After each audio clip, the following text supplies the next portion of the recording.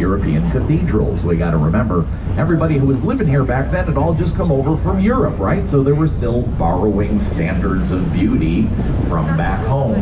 As we come up from underneath the bridge, take a look over to the left. You'll see another one of these revival-style buildings, Tribune Tower, also from the 1920s. Used to be where they made the Chicago Tribune newspaper. High-end condominiums today, for you younger folks, newspapers. They used to make you pay for yesterday's news. Ask your parents about it. The top of that building trying to look like a French Gothic cathedral, so they call that the French Gothic revival style. Staying on the left side of the river, you can see NBC Tower, NBC Tower. NBC Tower here trying to look like Rockefeller Plaza in New York. Rockefeller Plaza, beautiful Art Deco building from the Roaring 20s. We'll see some more of those later. This one, though, built in 1989, so that doesn't count as Art Deco. So if you're copying the Art Deco style, they call this Echo Deco. Cutting across the river, we'll see the fourth tallest building in the city, the big white box with the black stripes on it here from the 1970s. This is the Aon Center. Today used to be owned by Standard Oil. We used to call it Big Stan.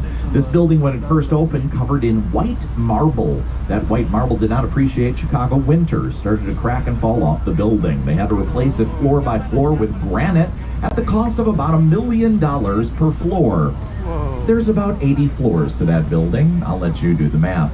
Staying on the right side of the river, you see this brown building with the stripe on it. We don't care about it. Look at the one behind it. See all those wavy lines? That's Aqua Tower from 2009. Those wavy lines are patios designed that way to look like water flowing across the surface of the building. Designed by another superstar architect, her name Jeannie Gang. Jeannie Gang, born in the Midwest, went off to Harvard, won a MacArthur Genius Grant, certified genius, Jeannie Gang. Came back to Chicago in 2021 and designed the third tallest building in the city. Over here on the right, the blue wibbly wobbly building with the cross shape at the top is the St. Regis. Look at that, we just started the tour. We already hit 3 of the top 5 tallest buildings in the city. Trump Tower number 2, number 3, the St. Regis right here, number 4, the Aon Center. However, this building, the St. Regis, is the tallest building in the world, designed by a female-led architectural firm. So we're very proud of that. Yeah, changing face of architecture on display right here in Chicago. We're also going to talk about today how they build these really tall buildings here in this very windy city. If you take a look up at that cross shape on the St. Regis, up at the 83rd, 84th floor, you might notice you can look right through it. That's because there's no walls, there's no windows up there. Those are blow-through floors. You want to alleviate some of the wind pressure on a building. One way to do it is let the wind blow right through. It's a great design solution, but it's also surprisingly expensive. Why? Recently, 2 floors of this building sold for $13 million, and it turns out you can't sell floors of a building that don't have walls or windows, but that's what you have to do if you want to build these really tall buildings here in this very windy city. Now, what's happening with us is we're going to head out to the lakefront. We're going to head out onto the lake. Before we do that, we'll get a great view of the lakefront on our tour today. But before we do, we have one more iconic building that's going to step into view here in just a moment. This one from the 1960s, Lake Point Tower. You can start seeing it right now. This black building that's moving into our view. High-end condominium, beautiful views of the city and the lake can be had from Lake Point Tower. You take a look up at the top of the tower, you'll see a little cylinder up there. Used to be a very chic French restaurant, just shut its doors last year. But as we get closer and closer to the building, you might start to feel sad for it, because it's all alone out there. Don't. That building's not supposed to be there. When they founded Chicago, they made a promise that our lakefront was to remain free and clear for all Chicagoans for as long as the city was around. No private property. So in the 1960s, the people that built Lake Point Tower, they found a little loophole in that law. Whoop, up pop Lake Point Tower. Since then, we've closed that loophole. So now it's out there by itself. It's in timeout thinking about what it did, all right? Don't talk to it. But it does bring up one of the greatest features of our city, which is that lakefront. We have over 17 miles of uninterrupted lakefront property, free use for anyone. Whether you live here, whether you're just visiting, you can hike it, bike it, jump in the water, go for a swim. Goes way up north past Lincoln Park, where we've got our free zoo. Goes way down south all the way to Hyde Park, where we've got the Museum of Science and Industry. But one of the most popular things to do out on the lakefront is to head out to Navy see Navy Pier over here on the left. Now we're going to talk more about Navy Pier later, but for right now, here's what's about to happen with us. So to get out to the lake, we have to go through what is called the lock. Now the lock is run by the Army Corps of Engineers. As we pull up to the lock, you'll see a gray tower right next to it. That's where they operated from. A couple of reasons for the lock. The main one being the surface of the lake is about 5 feet taller than the surface of the river. So they have to raise and lower the boats as they go between the different bodies of water. The way that we do that is our captain right now is talking to the Army Corps of Engineers up in their tower. They're getting permission to head into the lock. Once they, there's 2 sets of double doors. They open up the first set of double doors. We sail into the lock. They close the doors behind us. Then they crack open the second set of double doors, and they either flood or empty the lock, depending on if we're taking the step up or down. Right now, they're going to flood the lock when we head in there. But once the lock is flooded, they open up the doors. The rest of the way, you'll hear a buzzer go off. It goes, eh. That's our signal to head out onto the lake. We're going to head on the lake, do a bunch of our tour out there, and then we'll come in, and then, I don't know if you guys noticed, we're going to head back down the river. So we're going to show you a bunch of buildings on the river as well. But you might be wondering at this point, why is it so complicated to get from one body of water to the other? Well, they're controlling the flow of water. They don't want too much water to leave the lake and head out into the river. Every time they open up the lock, about 1 million gallons of water heads out into the Chicago River. And if you think about that for a moment, you'll realize that's weird. Rivers flow into lakes. Ours goes backwards. Why is that? Well, we did that. We changed the direction of this river. Right around 1900, like any other major metropolis at that time, Chicago was using its waterways as part of its waste management system. All the wastewater from the city used to go into the river and then out into the lake, which is our source of drinking water. Not a great plan, right? So after enough bouts of cholera, we did what any city would do, one of the biggest public works projects in the history of the United States.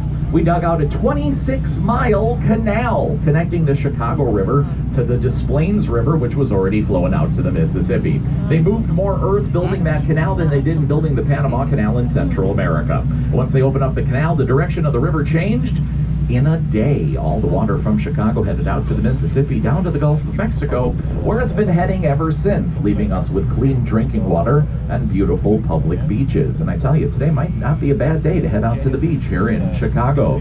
Now, I know a lot of people are getting up and they're turning around, taking some photographs of our beautiful skyline here. I'm going to let you in on a little secret. For the next hour, this is going to be our view. There's no rush to get any of these photographs. We're also going to be hanging out in the lock here for a little bit. As we're hanging out in the lock, I would like to take this opportunity to share with all of you the first part of the origin story of Chicago. It's a story in 3 parts, and as we head out onto the lake, I'll share it with you piece by piece. But the first part of this story starts about 150 years ago when we had a horrible disaster here in Chicago, which might have been the best thing that ever happened to our city. Nod your head for me if you've ever heard of the Great Chicago Fire. A few of you, yeah. So October 8th, 1871. It was an unseasonably warm evening in Chicago that night. 9 p.m. when a fire broke out not too far from that part of the city down there. You see that big clump of buildings? That's about the southern edge of where the fire began, all right? Mrs. O'Leary's barn is where it started. Now, the first problem was the firemen got lost on the way to the fire. And there were 30-mile-per-hour winds that night that started to push the flames in towards the city. The firemen finally arrived. They did their best, but they soon realized they were outmatched. Their only hope was that this river would act as a natural boundary to protect the city from the flames. But remember, 1871, they hadn't changed the direction of the river yet. And here in Chicago, on the south side, we have the Union Stockyards. Millions of heads of livestock passing through those gates every year. So there was so much hog fat on the surface of the river that night that the river caught on fire. Here's how the flames spread across the city. As the fire would burn inside of big warehouses, it would start to suck in air. That would create vortexes. So there were burning tornadoes inside the buildings that shot the flaming roofs off and sent the debris across the river, starting the fire anew. The fire jumped the river twice that night. It burned out of control. It burned for days. All of downtown Chicago was destroyed. We lost everything. So if you take a look at the skyline behind us here, everything you can see, that was the path of the fire. If you're familiar with the city, it ended finally when you get to about Lincoln Park up on the north side. So all of this was destroyed. Now everything I've told you so far is true, but there is a myth about the cause of the fire. Back in 1871, they blamed the fire on Mrs. O'Leary's cow.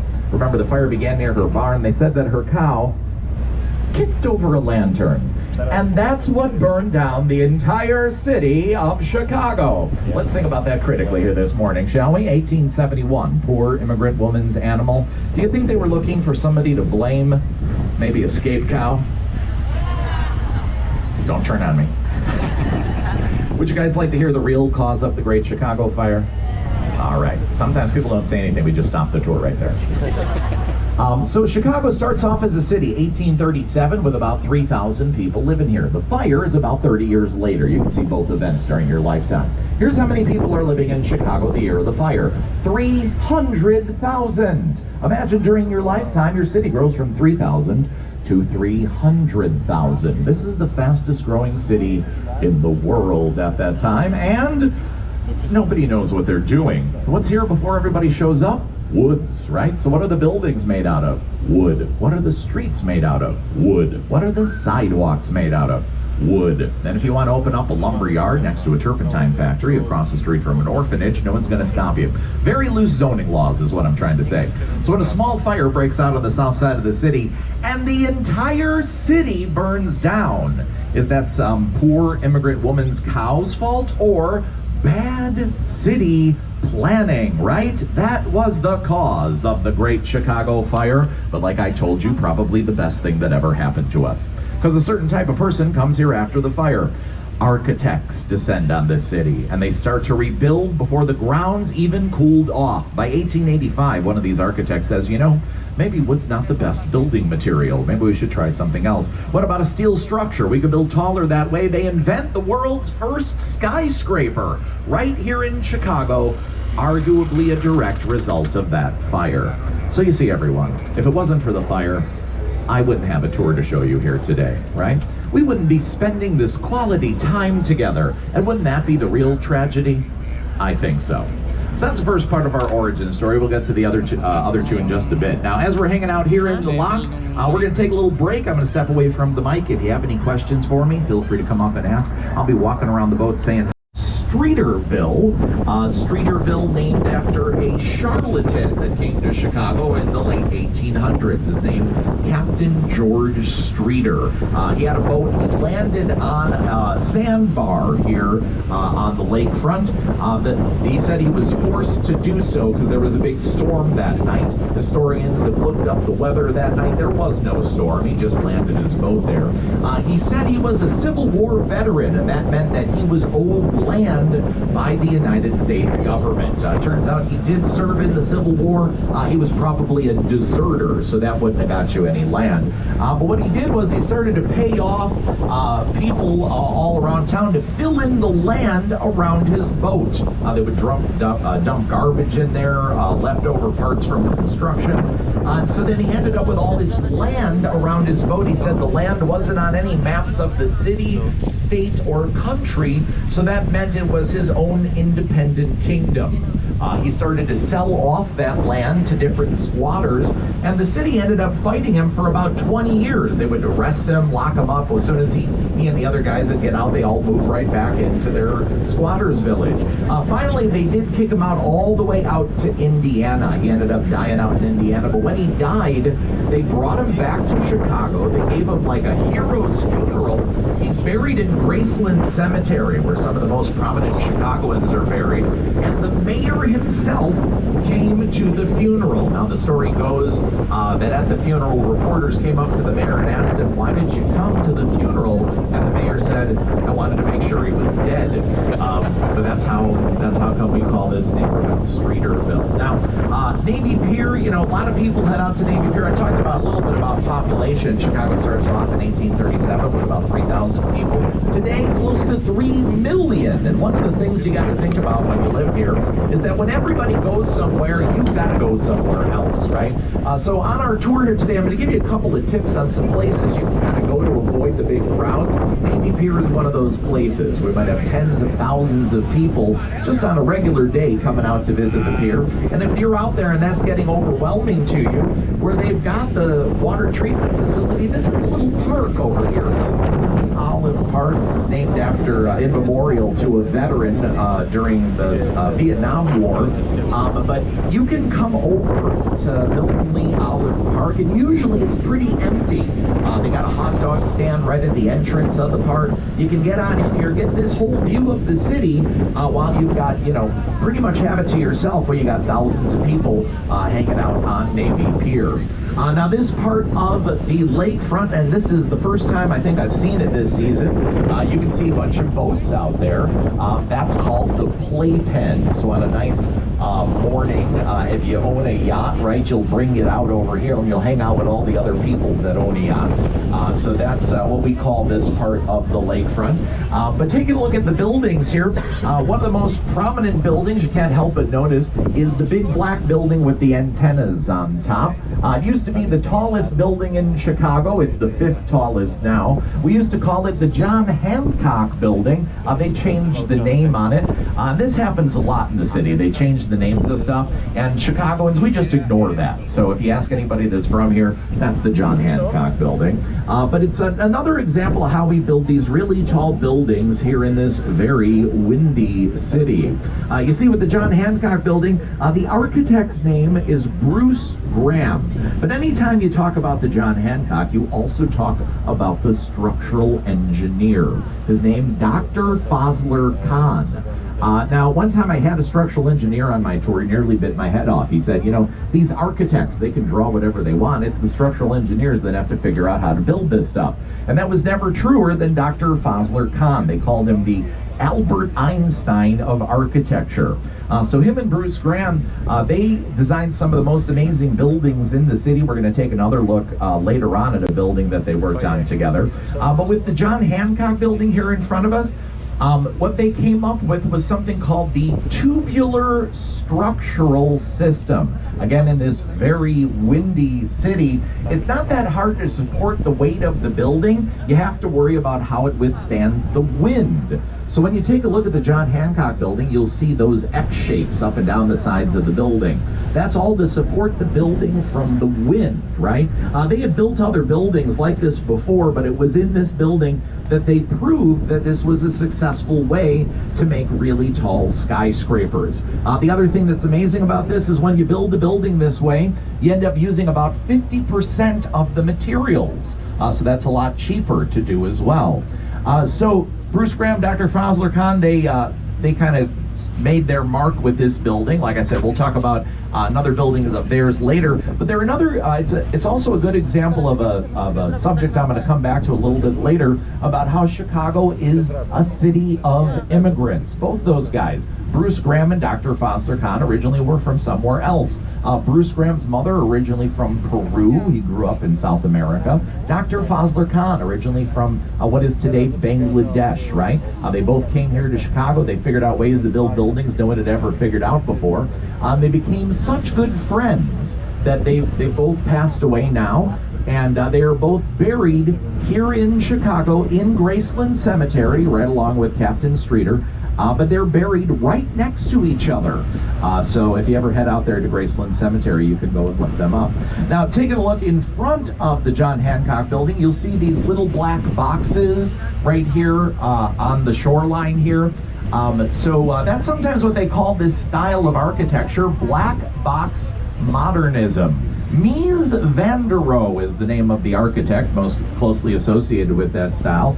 The two buildings you see right in front of the John Hancock building, those are the first buildings that Mies van der Rohe designed when he came here to Chicago. Again, story of immigrants. He started off in Germany.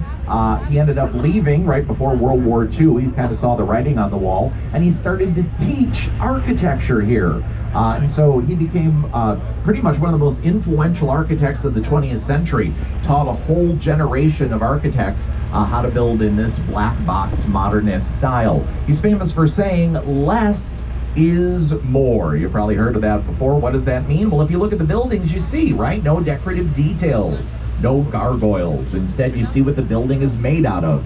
Metal and glass. Supposed to be a more honest, more elegant style of architecture, like a simple black dress. Now, as we come back around the lakefront here, now's a good opportunity to share with you kind of the second part of our origin story here in Chicago. When last we left off with the story, the whole city had just burned down, right? Any other city would take a break after that.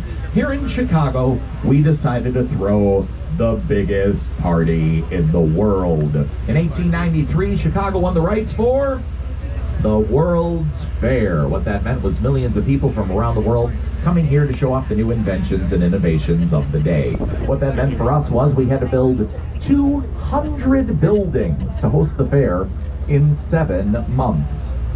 That's a tall order, right? So they turned to the prominent architect of the day, man by the name of Daniel Burnham, big guy with a big mustache. He got a team of architects together and he said, I've got a 3-step plan to build this fair in 7 months. Number 1, no new styles of architecture. They were all revival style, classical style buildings. Why? It's a design solution. You get the job done quicker if you're just copying what came before. Next, he said, no arguments about the color scheme, paint the whole place white. They called it the White City. So 200 classical style buildings all painted white, sitting on the banks of Lake Michigan, gleaming in the Midwest sun. It was beautiful, right? But here's the last part. He said, we don't have time to carve this all out of stone. Make the surfaces out of plaster.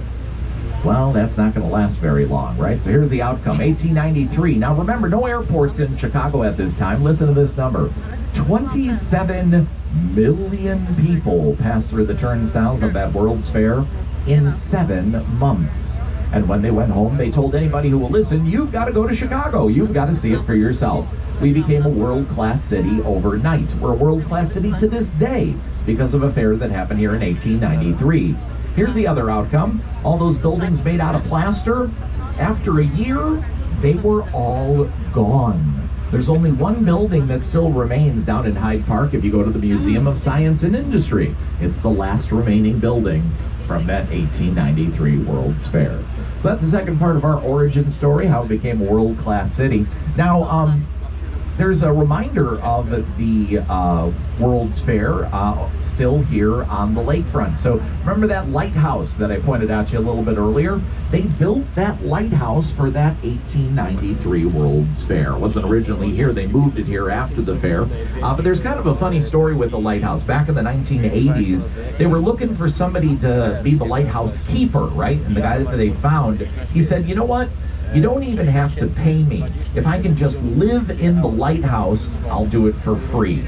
That worked out for the city until ultimately they started to get reports of naked people walking up and down the breakers. Turned out the guy was throwing huge parties out here at the lighthouse. You might be wondering, what about the cops? Don't worry, they were there at the party. There's stories about ladies in bikinis, pigs on a spit, being roasted out there. The city finally got the information. They kicked the guy out. The Coast Guard took care of the lighthouse for a number of years, but now they've returned it back to the city, and there is a plan that in the near future they might turn it into a maritime museum. So you come back to Chicago. Ooh. low-lying red-winged blackbird there. You come on back to Chicago in a couple years, that we might even stop out there as part of our tour. Now, in the museum, I don't know if they're going to commemorate the parties, but that's just the story as far as I've heard it. As we're coming back around the corner here, you get a good view of most of the buildings that we talked about that are the taller ones, right? Number 5, the John Hancock Building. Number 4, the Aon Center with the black stripes on it. Number 3, the St. Regis with the cross shape. You can look right through it, right? Number 2, Trump International Hotel and Tower. You can actually see number 1 right now, but we'll talk about it a little bit later. I'll give you a clue. It's the one with the antennas on the top. But as we come around the front of Navy Pier, back where we started from, take a look at all of that lakefront, right? Look at all that parkland out there. It's one of the funnest things to do when you live here in Chicago. You come out to this lakefront. It's our big front yard. And that lakefront, especially on this part of the lakefront here, that was all from the fire. After the fire, they pushed in all the debris from the city to build out Grant Park over there. So Grant Park is originally what you called all of the parkland over here.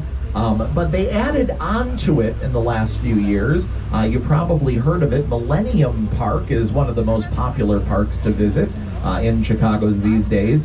They've got a very famous piece of public art out there. It's officially called Cloud Gate, but nobody in Chicago calls it that. We all call it the Bean. That's right. Fun fact about the Bean, the artist who designed it hates that we call it that. So keep it up, everybody. Nicely done.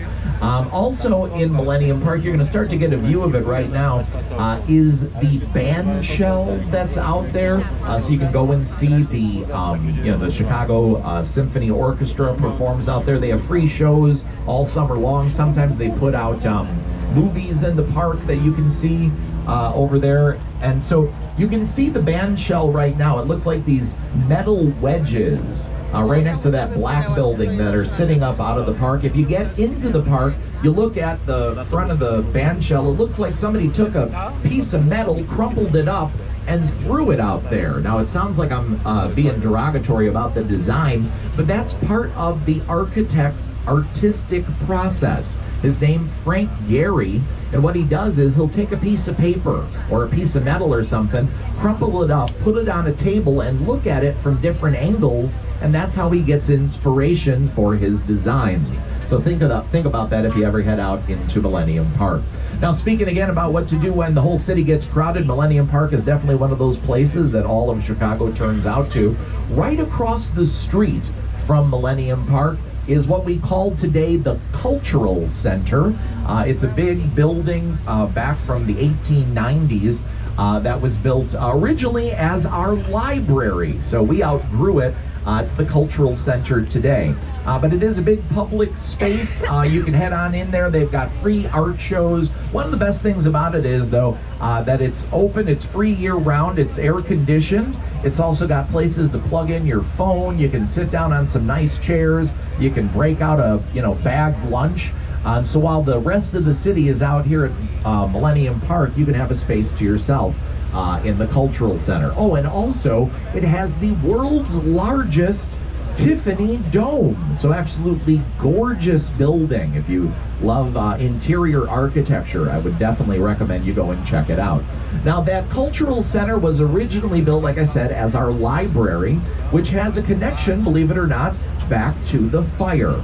After the fire, the people of England, led by Queen Victoria herself, had a book drive to repopulate our libraries here in Chicago. The only problem was Chicago had not gotten around to building any libraries by 1871 when the fire began. And so for about 20 years, that collection of books just kind of floated around the city. At one point, they had stored it all in a water tower. So it wasn't until the 1890s we finally built the library for it. These days, we've outgrown that library. We've got the Harold Washington Library down in the South Loop, where you can go and check out the books now. Now, if you continue south on this part of the park, you head in Millennium Park, there's a bridge from the park that will bring you into what is arguably the greatest art museum in the world. Those aren't my words. TripAdvisor has these reviews every year where they rank the best of the best. And on more than one occasion, the Art Institute of Chicago has won the award of the best art museum in the world, which is something that they brag about right on their front doors when you head in there. Now, this is a crazy bit of information. One of the main reasons that people go to the Art Institute of Chicago is we have the largest collection of French Impressionist art in the world, if you exclude France. But that is pretty crazy, right? So here you are in the Midwest, and you can see all this amazing French Impressionist art. Reason being, French Impressionism was up and coming right around the same time as the city was, right? And so let's say you're a wealthy Chicagoan, and you walk out your front door back in the 1890s, and you got all these, cattle being herded down the street. You've got these, factories billowing out coal, right? And you say, hey, I want to go on vacation. Where am I going to go? Well, the center of culture in the world at that time was Paris, France. So you'd all go out to France, right? You get out there, you buy up that Impressionist art, you bring it back to Chicago, and when those people passed away, they donated it all here to the Art Institute. The person that was kind of running that whole idea, the head of the socialites at that time, was a lady named Bertha Palmer. If you know the Palmer House here in Chicago, she was the wife of Potter Palmer, the owner of the Palmer House. And so, yeah, she had, a relationship with all of these Impressionist artists, and she would get all of her friends to buy up all that art. And then again, speaking of the World's Fair, Bertha Palmer, she wanted a new treat that they could serve at the fair that no one had ever tried before. So it was her cooks in the Palmer House Hotel that came up with the recipe for the very first brownie. Brownies were invented here in Chicago, and they still serve the original recipe at the Palmer House today. It's got apricot jelly on the top and crushed walnuts. So I'll let you decide if that sounds like something you want to try out. But you can head over to the Palmer House and check it out. Now, if you keep heading south on the lakefront here, you head into what has always been called Grant Park, historically Grant Park, where, of course, we have a very prominent statue of Abraham Lincoln in Grant Park. And then we have Lincoln Park up on the north side of the city, where, of course, we have a very prominent statue of General Grant. And there's no reason for that. That's just how we do things here in Chicago. But Grant Park here, has since pretty much the fire has always been the front yard of the city. And the very center of this kind of parkland right here is this big fountain that you see coming into view here on our right. That's Buckingham Fountain. We talked about the connection to England with the books. Buckingham Fountain, no relation. It's named after the first director of the Art Institute, Clarence Buckingham. However, ironically, this part of the lake that is right in front of Buckingham Fountain, they call this Queen's Landing. Reason being, to celebrate the completion of the St. Lawrence Seaway, Queen Elizabeth herself came and visited Chicago. She came here by boat. A whole flotilla of boats accompanied her. They landed right here on this part of the lake back in the 1950s. The entire city of Chicago came out to greet her. They took her from the boat over to State Street, where they took her on a parade right down the center of the city. They took her out to lunch after that. Once lunch was over, they took her way down south to the Museum of Science and Industry, where she saw color TV for the first time. Then that night, they brought her back downtown. They took her to one of these hotels over here on the right, where they had dinner with the young queen. And then that very night, she got back on her boat, and she sailed back to England, and she never came back to Chicago. And just let that be a lesson to everybody. If you're on a vacation, don't try to cram too much into one day, right? It can really spoil everything. But now we are heading over to our museum campus, which is sort of right in front of us. As we do that, I'm going to step away from the microphone again. If you want to get up, take some photographs, now's a great time. If you guys are feeling hot out there, I would encourage you that we've got it climate controlled downstairs at the bar. You get yourself a nice cold drink. Once we get over to the museum campus, I'll get back on the mic and continue with the tour.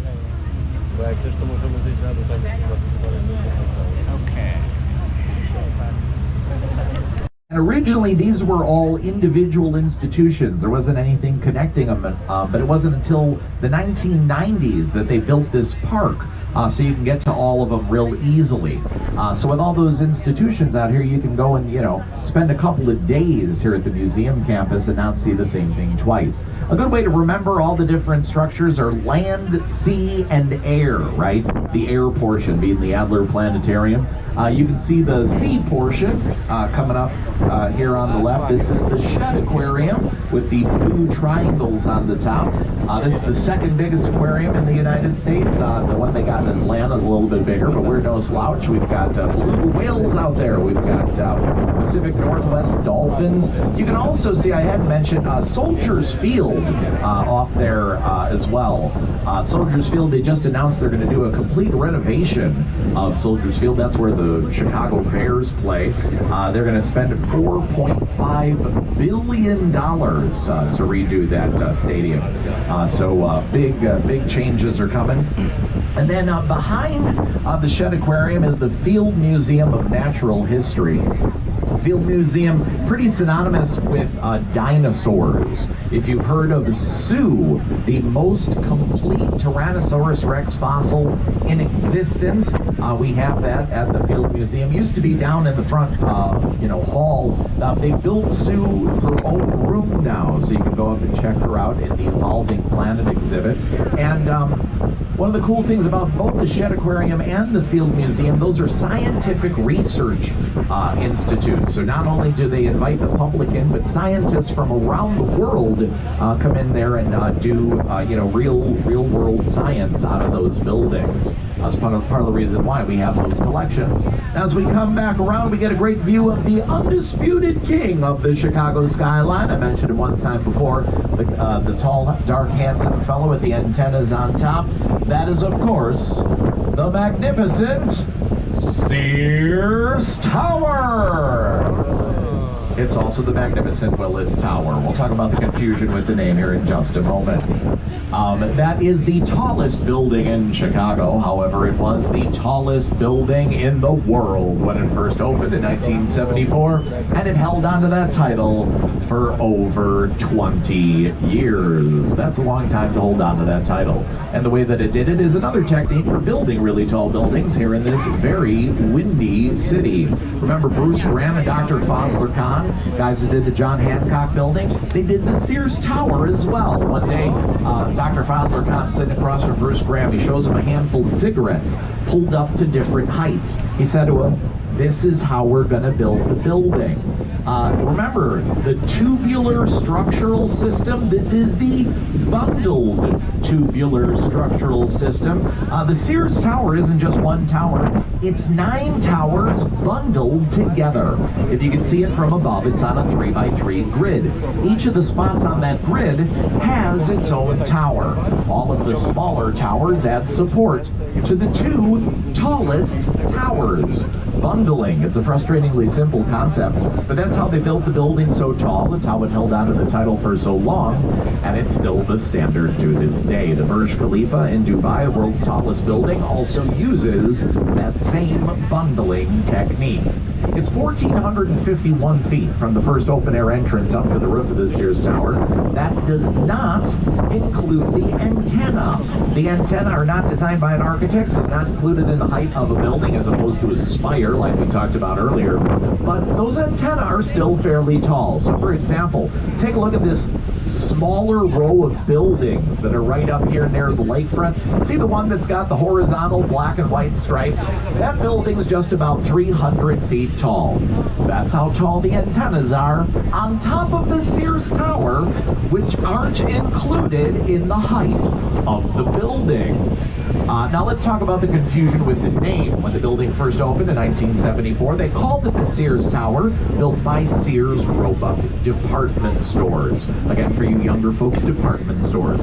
They used to have to leave your house to shop, not so popular today. Sure enough, Sears no longer in the building. A company by the name of Willis has rented out a few floors, and they also lease the naming rights. So if you look at a map of the city, it reads Willis Tower. But if you ask anyone who lives tips here. We're a little nostalgic, a little stubborn. We keep calling it Sears. I know it's confusing for folks from out of town. Very simple explanation with this one, though. See, it's spelled Willis. It's pronounced Sears. It's as simple as that. Now, I've been saying over and over again, this Windy City of Chicago, you know that's one of our nicknames, right? They call us the Windy City. We are a fairly windy city, but that's not where the nickname came from. The nickname came from that 1893 World's Fair. Lots of other cities were competing for the fair. Some of them accused us of exaggerating. They wrote in the newspaper at that time, that Windy City of Chicago, meaning we were full of hot air. We don't mind. We have lots of other nicknames. Second City is another one. We used to be second biggest in population here in the U.S. We're now third, but we're also the second city we rebuilt after the Great Chicago Fire. Because of the Union Stockyards, they used to call us Hog Butcher to the World, one of my favorite nicknames. City of Big Shoulders, city that works. We're a very hard-working, blue-collar town. Chi-town for short. Chiberia when it gets real cold. But how about the name Chicago? Where did that come from?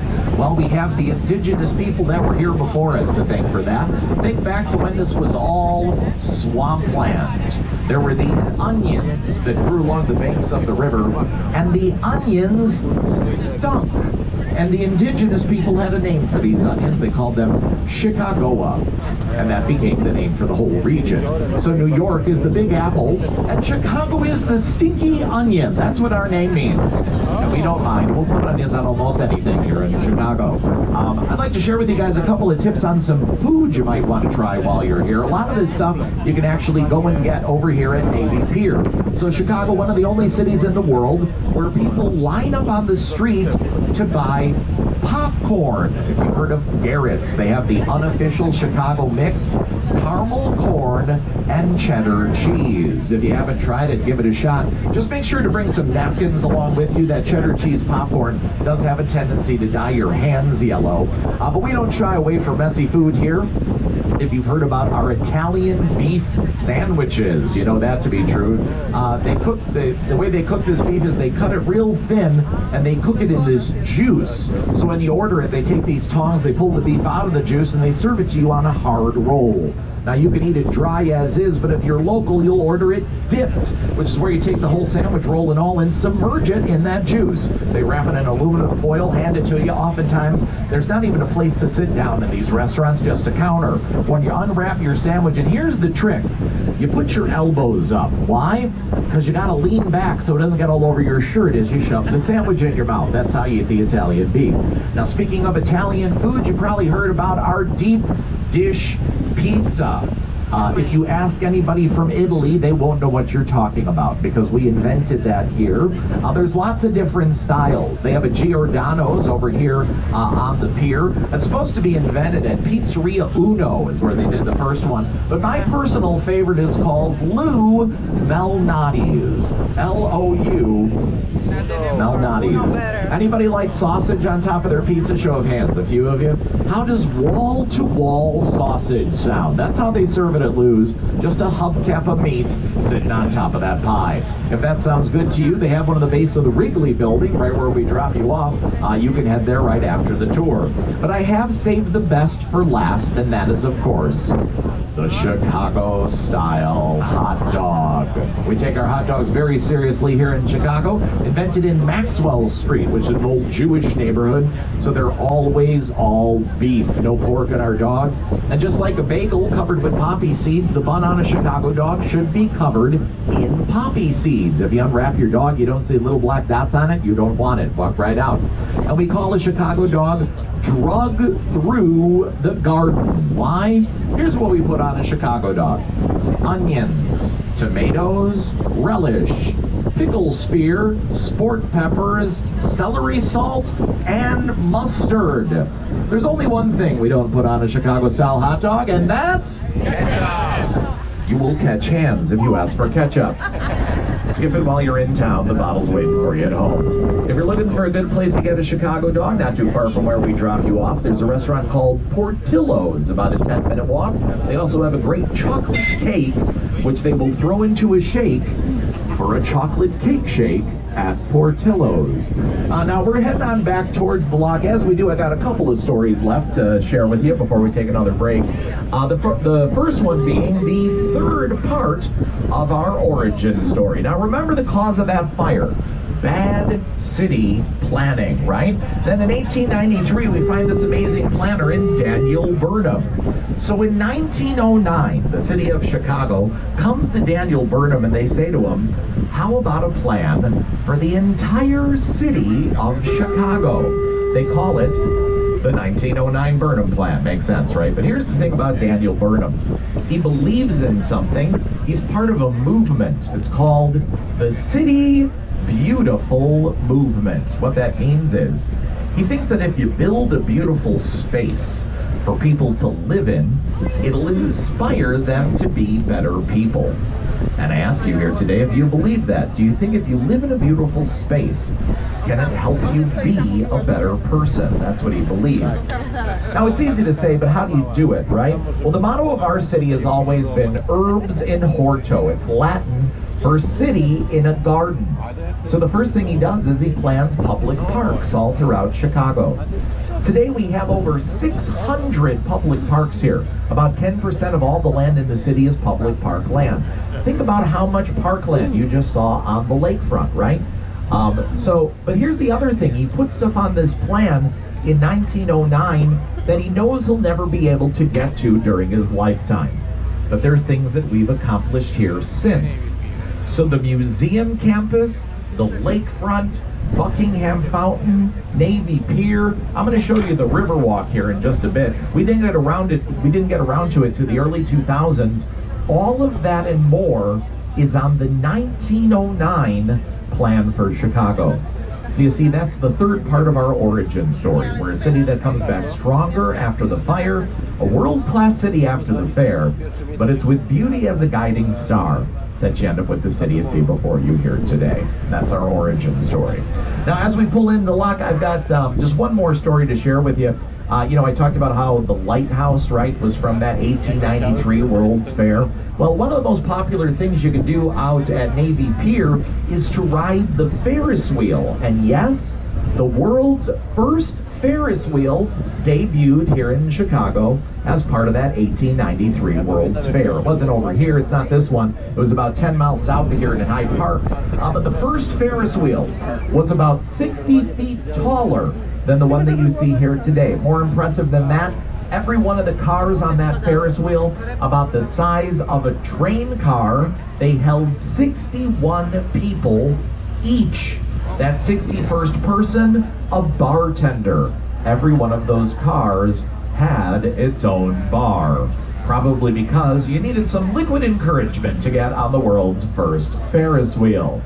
So we're going to be hanging out here in the lock again. If you didn't get a chance to see it last time, now's a good time to check out how the lock works. What you'll see is the back doors will shut behind us. Once those doors shut, the front doors are going to open up. You'll see a little waterfall from the front of the boat. You can see how the double doors work.